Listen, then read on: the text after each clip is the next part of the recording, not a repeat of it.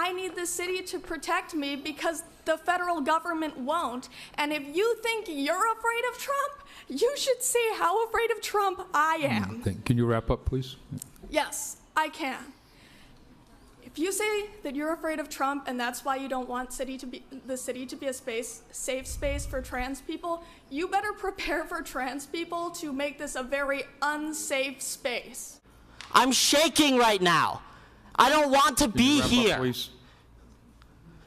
I'm sorry, am I taking too long pleading for my life? You remembered how many children I have and that 2 of them are trans. I speak as both the B and the T in the LGBT.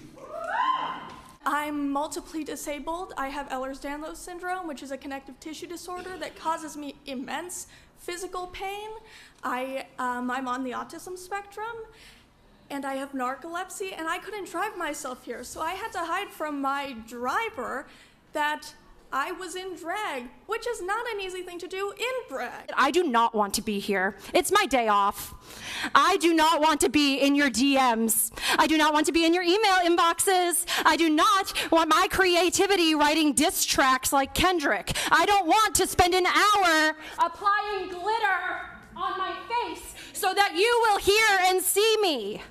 I want you to listen to me. Let us remember that the Nazis burned the books the Nazis burned books on gender sciences first. Now the administration has villainized and marginalized migrant workers, trans, LGBT people, and even special needs, denying life-saving and affirming care. Can you look at me and tell me how many of my friends need to die before you do anything? Please wrap up. Look at me! Okay, we're all done here. Fucking pathetic! No, we're all done. Come on. Of course, we need to continue celebrating Black History Month because in spite of what's coming down from Washington, we all know that we all exist and we all need to be recognized for our existence. But be aware that you are a guest in my house when you come. And when you come, know that there are strong queer and trans people in my classroom who will collect you with the quickness. My name in drag is Dee Dee Delight. And my name out of drag is Dewey Cosgrove Atienza. Laddie LaRouge, he, they, in drag, District 3. My legal name is Olivia D'Ambrosio. My public name is Livy Scanlon. My wife and I own a home in the Canal District. I speak as someone who is always misgendered, like all the time. People refer to me as sir when I prefer to be referred to as ma'am. I speak as someone who is afraid to use public toilets. I speak as someone who is a member of this community and is a queer person. You have to imagine being me and my wife, fearing that our marriage rights will be stripped away at any moment. Please, I only have so much time. Please, Joe's gonna cut me off. Which matters more? Covering the legal fees of systemic police brutality or protecting the lives of queer people in our community?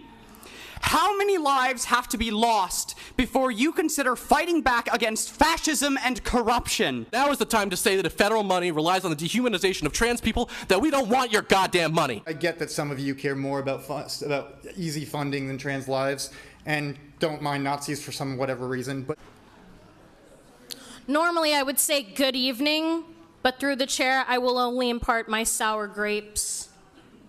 It's an extremely emotional and taxing thing to stand up here as someone as part of the trans and gender diverse community. My name is Katie. I'm from District 5, and I'm speaking in support of agenda items 10B and 14B. Right now in our country, Trump is threatening the trans and gender diverse community. Noticing people here are trying to control the rights of others, and that's not right. We should make Worcester a sanctuary city for trans people. Everybody deserves to feel safe, and everybody needs to feel safe. I've lived here for 4 years, and there hasn't really been any changes in how people feel safe in the city. My birthday is this Saturday, and all I want is peace and for you to vote yes. Please don't let me down for my birthday. There's a lot of queer people that I love, and to Candy Carlson, you should know to never call someone I'm 7 and I know better. The kids are watching and we're ready to vote you out.